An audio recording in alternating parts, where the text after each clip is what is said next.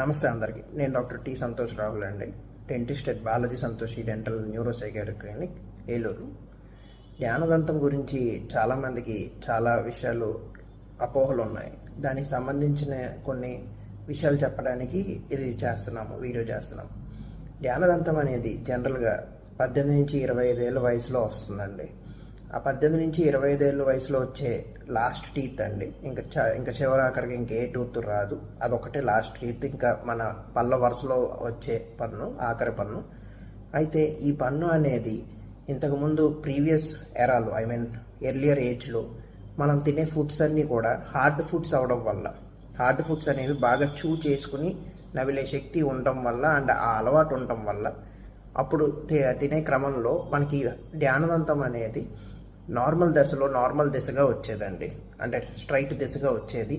ఎక్కువ అంటే అది రావడం వల్ల ఏమి ఇబ్బంది అనేవి వచ్చేది కాదు.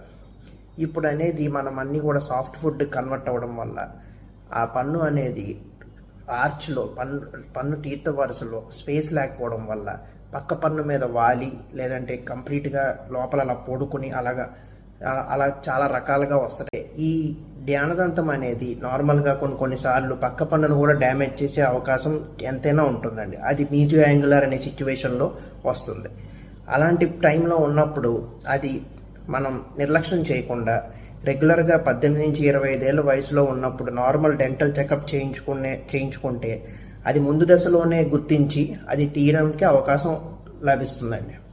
అండ్ పేషెంట్కి కూడా ఆ దంతం అనేది పక్క పన్ను మీద వాడడం వల్ల పక్క పన్ను కూడా డ్యామేజ్ అయ్యి అది కూడా ఇన్ఫెక్షన్ అయ్యి దానికి రూట్ కెనాల్ చేయాల్సిన అవసరం వస్తుంది.